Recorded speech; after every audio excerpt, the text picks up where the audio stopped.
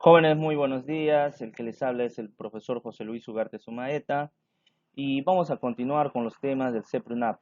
En esta oportunidad vamos a analizar el capítulo 14, lo que es fenomenología del territorio peruano.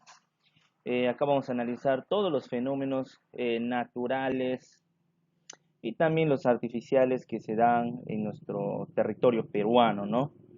Como sabemos, el Perú es uno de los países que tiene la mayor cantidad de fenómenos naturales. El que les habla es el profesor José Luis Ugarte Sumaeta del área de Ciencias Sociales. Somos del CEPRUNAD, su mejor elección. Bueno, vamos de una vez a empezar analizando y poder conocer la información sobre la fenomenología del territorio peruano. Analizamos ahora lo que es el concepto de fenómenos del Perú. Dice, nuestro territorio está situado en el continente sudamericano, en el área de mayor sismicidad en el mundo. Además, es la región tropical y subtropical de la misma zona, donde se registran con cierta frecuencia cambios climatológicos. Debemos agregar a este marco natural la presencia de la cordillera de los Andes, que le da una fisonomía geográfica con características espaciales. Los terremotos, las precipitaciones pluviales, las inundaciones, deslizamiento de tierra, aluviones y sequías son fenómenos naturales que con frecuencia crean situaciones de desastre, con serios impactos que alteran el normal desenvolvimiento de los pueblos y ciudades. Acá podemos analizar, el Perú se encuentra en el anillo, ¿no? En el sector del anillo del fuego del Pacífico, o también conocido como el Círculo del Fuego del Pacífico. Es una zona altamente volcánica donde se generan sismos, tsunamis y actividad volcánica. Hay que determinar entonces que el Perú es uno de los países con mayor cantidad de fenómenos naturales. Se dan casi todos los fenómenos naturales excepto dos, ¿no? Que son los tornados y huracanes, que posteriormente vamos a explicar cuál es la razón fundamental por la cual no existen ni huracanes ni tornados en el Perú. Continuando, observamos ahora lo que son los tipos de fenómenos, ¿no? Eh, tenemos acá lo que son dos tipos, ¿no? En este caso, tenemos fenómeno natural y fenómeno tecnológico. Fenómeno natural, todo lo que ocurre en la naturaleza puede ser percibido por los sentidos y o instrumentalmente y ser objeto de conocimiento. Puede generar un peligro natural y por tanto una emergencia y un desastre, ¿no? Acá podemos observar un tsunami, ¿no? Que fue arrasado. Esta es una ciudad, digo, en lo que vendría a ser Indonesia. Ahora, cuando un fenómeno natural se convierte en un desastre, ¿no? Tanto un fenómeno natural o tecnológico se convierte en un desastre cuando estos afectan a la población. Vamos a poner un ejemplo, ¿no? Si una inundación afecta una parte de la zona amazónica, pero donde no hay pueblos ni ciudades, sigue siendo un fenómeno natural. Pero si este afecta a una ciudad, afecta a un pueblo, a una zona, entonces ahí sí hablamos de desastre. Ahí el concepto de desastre. Entonces, para que se convierta en un desastre, debe haber pérdidas humanas, pérdida de lo que es la situación de la propiedad, de la construcción, de la agricultura. Entonces, un fenómeno ahí se convierte en desastre. Fenómeno tecnológico, todo fenómeno producido por la actividad del hombre, que es el concepto básico, que puede provocar una situación de emergencia o desastre como son la contaminación ambiental, derrame de sustancias químicas peligrosas, incendios o explosiones, ¿no? Acá podemos observar un fenómeno tecnológico, ¿no? Que se podría decir son reactores nucleares que se encuentran en Chernobyl y que posteriormente va a generar una explosión, ¿no? Y a esto le conocemos nosotros como fenómeno tecnológico. Continuamos, ahora tenemos la clasificación de los fenómenos naturales y antrópicos, ¿no? Los fenómenos se dividen en fenómenos naturales y fenómenos tecnológicos. En lo que vendrían a ser en fenómenos naturales se puede dividir en cuatro subgrupos importantes, ¿no? Que son generados por procesos dinámicos en el interior de la Tierra. Quiere decir que dentro de la Tierra tenemos sismos, tsunamis y actividad volcánica.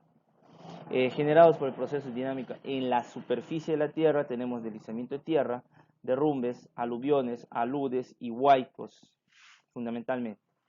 Generados por fenómenos meteorológicos y hidrológicos, tenemos inundaciones, sequías, heladas, friajes, tormentas, granizadas, nevadas, tornados y huracanes. De origen biológico tenemos plagas y epidemias, ¿no?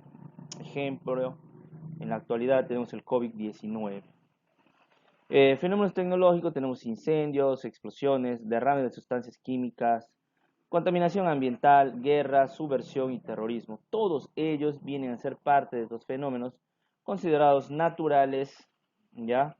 Que es de origen de la naturaleza, y tecnológicos, que es originados por el ser humano. Vamos en primer lugar a analizar lo que vendría a ser uno de los fenómenos naturales más devastadores del planeta. Se llama sismo, ¿no? ¿Qué es un sismo? Es un repentino movimiento o vibración de una parte de la corteza terrestre y manto terrestre, causado por la presencia de ciertas fuerzas como las producidas por las tectónicas de placas o la gradual ruptura de la misma corteza por plegamiento o desplazamiento de materiales, llamadas fallas geológicas, o por el proceso de erupción volcánica. Quiere decir que tenemos tres principalmente, ¿no? La más devastadora se podría decir cuando hay un efecto de choque o rozamiento de placas tectónicas, ¿ya? Digamos un ejemplo, la placa sudamericana choca con la placa de Nazca. Las fallas geológicas, en todo el mundo hay muchas fallas. Se podría decir que una falla geológica es una zona hueca, es una zona, se podría decir, donde hay muchos materiales o desplazamientos de materiales que son inestables y que en cualquier momento pueden generar un tipo de movimiento telúrico. Acá podemos observar, ¿no? Ahora, la liberación de energía de la corteza terrestre acumulada por tensiones externas. Cuando la intensidad de las vibraciones es baja, se denomina temblor, ¿no? En la escala de Richter se puede decir que hasta 6.5 hacia abajo se puede decir que es temblor, ¿no? Y cuando es alta es terremoto, ¿no? Cuando ya es 7, 8, 9, 10, entonces se le considera un terremoto. El punto donde se produce una liberación de energía en el interior de la corteza terrestre se llama hipocentro. Quiere decir, cuando la liberación de la energía se da dentro de la Tierra, a ese se le conoce como hipocentro foco. Ya, digamos, estoy a 150 kilómetros acá. La parte de la superficie que está sobre el foco se denomina epicentro. Quiere decir que cuando la energía se libera, va subiendo, y en la parte ya de la superficie terrestre, a ese se le conoce como el epicentro del lugar, el epicentro del sismo. El instrumento que registra los eventos individuales con indicación de la severidad y tiempo se le denomina sismógrafo. La medida cuantitativa de la energía liberada en el hipocentro del mismo se denomina magnitud. La escala que permite determinar la energía liberada se denomina escala de Richter y se obtiene con instrumentos sismógrafos. La escala que permite medir la intensidad se denomina Mercalli. Acá podemos observar una imagen de 1970, ¿no? Se puede decir que es el sismo más devastador en el Perú, ¿no? En Yungay, Ancash, Yungay, Recuay, todo el callejón de Huaylas y todo Ancash se sintió, ¿no? 70.000 muertos en total. Es el sexto sismo más devastador en el mundo, ¿no? La imagen es de la ciudad de Yungay, ¿no? Si ustedes observan, no hay nada. ¿Por qué? Porque acá, aparte de un sismo, cayó una avalancha de nieve, o conocido como alud, que a su vez, junto con la tierra y el polvo, sepultó. O sea, quiere decir que debajo de esta tierra se encuentra la ciudad de Yungay, que fue la más afectada, ¿no? Más de 24.000 muertos en este lugar, ¿no? Como un ejemplo, ¿no? Los sismos más devastadores en la historia han sido en China, ¿no? Pero el que tuvo mayor intensidad fue en Chile, en la ciudad de Valdivia, ¿no? 10.4. Ahora tenemos lo que son los tsunamis, ¿no? Los tsunamis son trenes de ondas generados por la actividad sísmica en el fondo marino, que se propagan a gran velocidad y transportan una gran cantidad de energía que puede producir gran destrucción al llegar a las costas. Las principales causas de generación de tsunami pueden ser un terremoto submarino, una explosión volcánica submarina y un deslizamiento en el fondo del mar. Los sismos junto con los tsunamis se podría decir que son los fenómenos más devastadores, ¿no? También acá podría estar en esta categoría lo que es la actividad volcánica. En primer lugar, ¿cómo se forman las grandes mareas o los maremotos, ¿no?, que generan los tsunamis? Un sismo hace temblar el fondo del mar, ¿no? Luego ese fenómeno se desplaza hacia la superficie de una gran masa de agua. Se forma una oscilación que se propaga a gran velocidad bajo la superficie. Aspirar el agua se retira de la orilla. La principal forma de saber si viene un tsunami es cuando el agua se retira mayor cantidad de metros o kilómetros hacia atrás, ¿no? Si se observa eso, lo que se debe hacer es correr lo más rápido posible a las zonas más altas. Al acercarse a las costas, nos forman olas gigantes, ¿no? A esto le conocemos como maremotos y tsunamis. Ahora, acá podemos observar el tsunami del 2011 en Japón, ¿no?, que cobró la vida de más de 10.000 personas. Se dice que el tsunami más devastador se da en el año 2004, ¿no?, en Sri Lanka, Indonesia, sur de la India, prácticamente casi en todos los países del Océano Índico, ¿no? En total murieron 450.000 personas. Fue bastante devastadora, ¿no? Y hasta hay películas de este tsunami. Seguimos, tenemos ahora vulcanismo, ¿no? La actividad volcánica que ocurre casi desde la formación de la Tierra hace unos 4.000 millones de años. Son productos expulsados por la boca de los volcanes desde el interior, atravesando la corteza de la Tierra, que contiene magma, cenizas y material geológico. El fondo de los volcanes que observamos acá se encuentra en el manto inferior de la Tierra, conocido como pirósfera. En la pirósfera, hablando entre 1.500 y 2.000 kilómetros de profundidad, es donde se encuentra el magma o material incandescente, ¿no?, que está muy, pero muy en una zona muy profunda. La temperatura acá sobrepasa los 2.000, 2.500 grados, ¿ya? Entonces, cuando esto llega hasta la zona volcánica, ya acá podemos ver la nube de cenizas, el cráter y la colada de lava. Este magma se convierte en la superficie como lava, ¿no?, y tiene una temperatura bastante alta, 1.500, 2.000 grados, hasta un poco más, ¿no? Ahora, la actividad volcánica se puede observar aguas subterráneas, lagos de origen volcánico, los geysers, que es característico fundamentalmente de Islandia, y las fumarolas, ¿no? Acá podemos ver una imagen de lo que sucedió hace varios años atrás en Italia, ¿no? En un pueblo cercano, cuando uno de los volcanes pues generó una erupción, llegó hasta la carretera.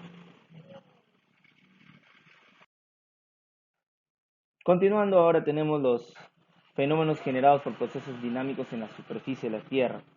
Tenemos deslizamiento de tierra, es el desplazamiento lento y progresivo de una porción de terreno, más o menos en el mismo sentido de la pendiente, que puede ser producido por diferentes factores como la erosión del terreno o filtraciones de agua. Eh, Fundamentalmente acá en la Amazonía peruana el que genera esto es el agua, la filtración de agua del río Amazonas, que en los últimos 50 años pues se comió a muchos pueblos, derrumbó a muchos pueblos por ese deslizamiento de tierra, ¿no? Igual hace hace 4 años atrás también se generó un deslizamiento de tierra en la misma carretera Iquitos-Nauta. Tenemos salud, o también conocido como avalancha de nieve. El desprendimiento de grandes masas de nieve y rocas encima de grandes montañas. Caen sobre valles y quebradas con alta velocidad y furia, sembrando la muerte y destrucción. ¿Ya? Acá podemos ver cómo se forma un alud, ¿no? Tiene tres causas principales, ¿no? Cuando las capas de nieve duras son frágiles, acumulados por el viento, ¿no? ¿Y qué es la principal causa?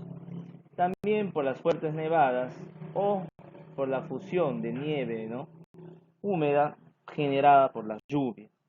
Por cualquiera de estas formas se genera la avalancha. Y hay una cuarta que sucedió en el Perú cuando se generó un sismo. Esto generó movimiento en la parte eh, de los nevados, y esta a su vez formó pues una avalancha de nieve. Tenemos aluvión oico, es el desprendimiento de rocas que debido a precipitaciones pluviales se presenta como un golpe de agua lodosa que se desliza a gran velocidad por quebradas quebradas secas o de poco caudal, arrasando piedras y troncos. Debemos saber que en el Perú, la región Yunga, de las regiones naturales, es la única zona donde se dan los huaicos. Por lo general está entre los 500 y 2300 metros. Esta es la zona más alta, que puede estar a 1500 metros. Como ustedes saben, la región Yunga es una región que llueve fundamentalmente, esta es parte sierra. Al llover llega un momento que estas montañas ya no pueden resistir la gran cantidad o no pueden absorber el agua. Esto llega un momento, al no poder soportar, tiene que de una u otra manera caer el agua, ¿no? Fundamentalmente por quebradas secas o riachuelos o por algún lugar donde puede escaparse. Y cuando llega a las zonas de las casas, pues genera pues un golpe de agua lodosa, generando muerte, destrucción de casas, etcétera, etcétera. Eh, Continuamos, tenemos generados por fenómenos meteorológicos o hidrológicos, ¿no? Sequías. Las sequías son periodos secas prolongadas existentes en los ciclos climáticos naturales, ¿no? Caracterizados por la falta de precipitaciones pluviales y el caudal en los ríos. Su origen se encuentra en la atmósfera en donde la humedad es deficiente. Acá podemos observar una imagen de una sequía, ¿no? En el Perú las sequías se dan solamente en la costa sur del Perú. La pregunta es, en la costa sur, casi en toda la costa no llueve, entonces, ¿por qué le llamamos sequía? Eh, Se llama sequía por el caudal de los ríos, ¿no? No hay que olvidar de los 53 ríos costeños, 25 de ellos se secan, y la mayoría de ellos pues están en el sur del Perú. Al no haber caudal de los ríos no se puede determinar o no se puede alimentar los centros de irrigación para la producción agrícola, entonces ahí es donde se generan las sequías en el Perú. Fenómeno del Niño es una alteración oceánica atmosférica que perturba grandes extensiones de nuestro planeta, especialmente en regiones tropicales y subtropicales. Precisamente pescadores peruanos lo bautizaron a finales del siglo XIX como el Niño porque se presentaba en la época de Navidad. El fenómeno del Niño se genera por un debilitamiento del anticiclón Pacífico Sur que provoca que a menos vientos alisios del sur, inclusive cambien el sentido en la zona del Pacífico ecuatorial. Vamos a explicar rápidamente cómo se forma, ¿no? El fenómeno del Niño. Sabemos que el mar peruano es frío. Ahí está la corriente de Humboldt, su temperatura es entre 14, 15, 16 grados. Se da el fenómeno de la inversión térmica generando que no llueva en la costa peruana. Cuando el fenómeno del Niño llega al Perú procedente del Pacífico Asiático o Pacífico Oceánico, llega hasta el Perú, generan los vientos alisios que el agua se calienta. Al calentarse el agua, ya hace que la inversión térmica desaparezca, el fitoplancton desaparezca, los peces disminuyan, ya es un problema grande. Pero el problema más grave es que genera lluvias, ¿no? ¿Pero por qué genera lluvias?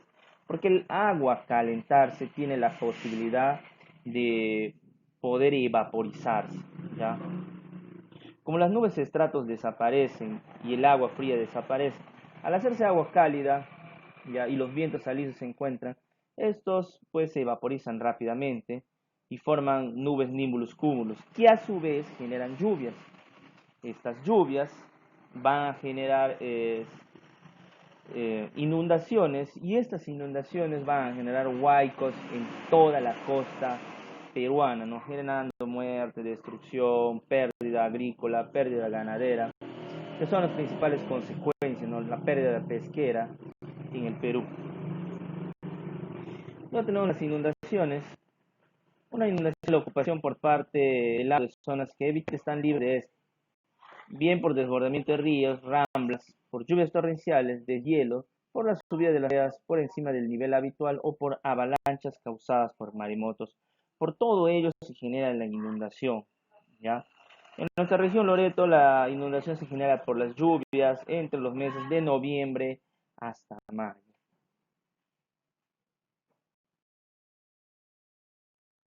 Continuamos, generados por fenómenos meteorológicos e hidrológicos. Tenemos las heladas. Es un fenómeno climático que consiste en un descenso de la temperatura ambiente a niveles inferiores al punto de congelación del agua y hace que el agua o el vapor que está en el aire se congele. depositándose en forma de hielo en las superficies. eh, Más precisamente, la Organización Meteorológica Mundial habla de helada en el suelo o en referencia a diversos tipos de cobertura de hielo sobre el suelo, producidas por la deposición directa del vapor de agua.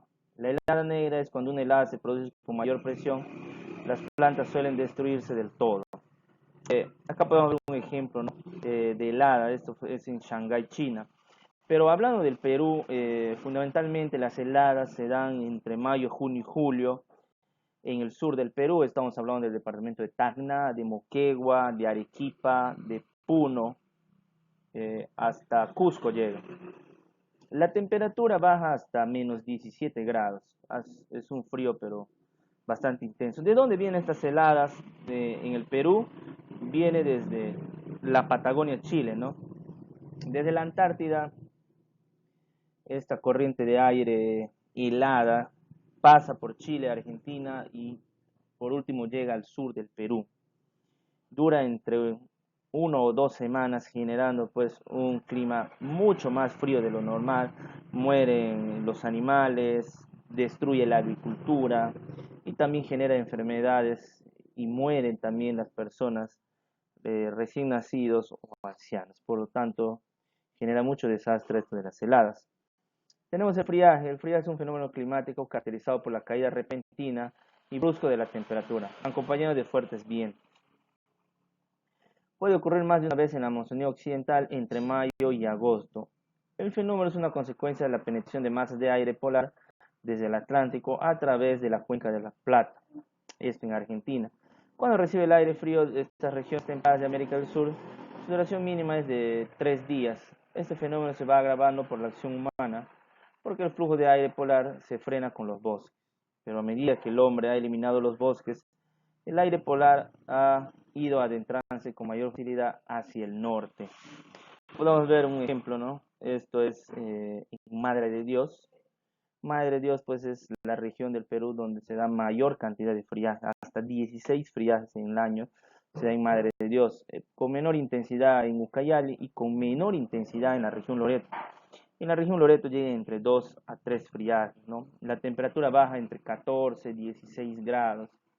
Como ustedes saben, la mayoría de las casas en la zona de la selva son de madera, no son buenas y no resisten al frío y esto genera graves problemas. No se olviden, hay que diferenciar las heladas y el friaje, ¿no? Las heladas se dan en la sierra sur del Perú y el friaje se da en la selva peruana. Bueno, continuamos. Analizamos ahora los fenómenos generados por fenómenos meteorológicos y hidrológicos. En eso tenemos los tornados y huracanes. Debemos saber que los tornados y huracanes no se dan en el Perú. Son los dos únicos fenómenos. Analizamos los tornados. Un tornado es una masa de aire con alta velocidad angular. Su extremo inferior está en contacto con la superficie de la Tierra y el superior con una nube cumulonimbus, o excepcionalmente con la base de una nube cumulus. Se trata del fenómeno atmosférico ciclónico de mayor densidad energética de la Tierra, aunque de poca extensión y de corta duración, desde segundos hasta más de una hora. Acá podemos observar, ¿no? ¿Cuáles son los factores para que se genere un tornado?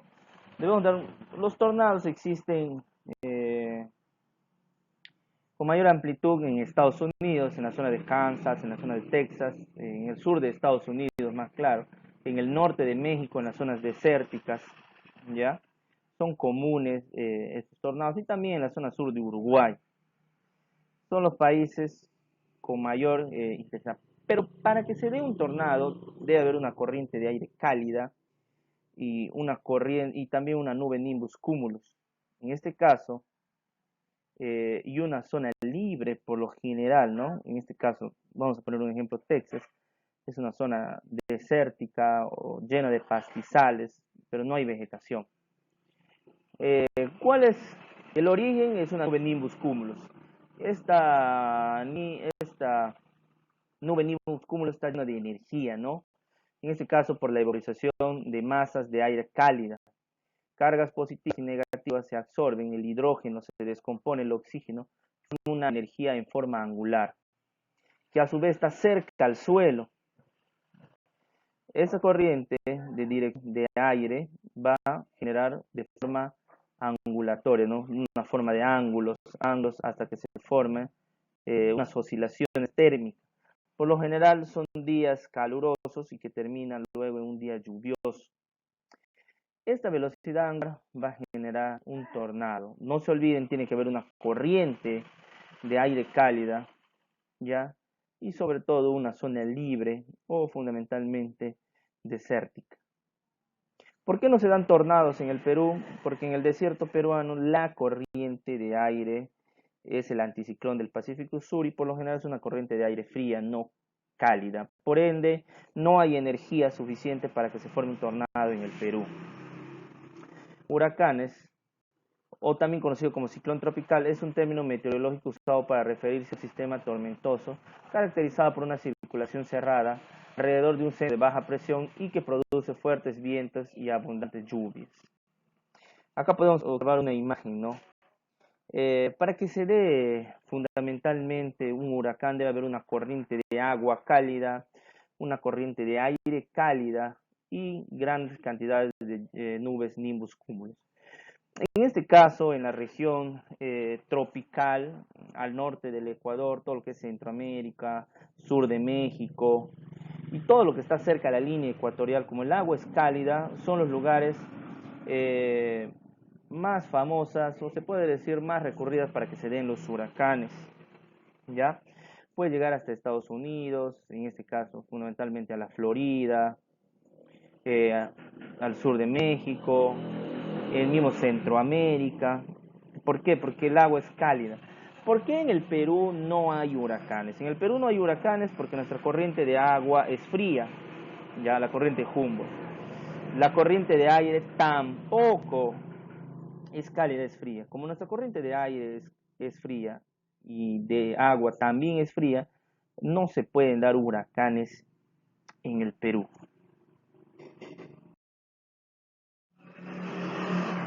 Bueno, jóvenes, hasta acá hemos llegado al fin de la clase. Eh, Espero les haya gustado. Es un tema bastante interesante, importante saber sobre la fenomenología del territorio peruano.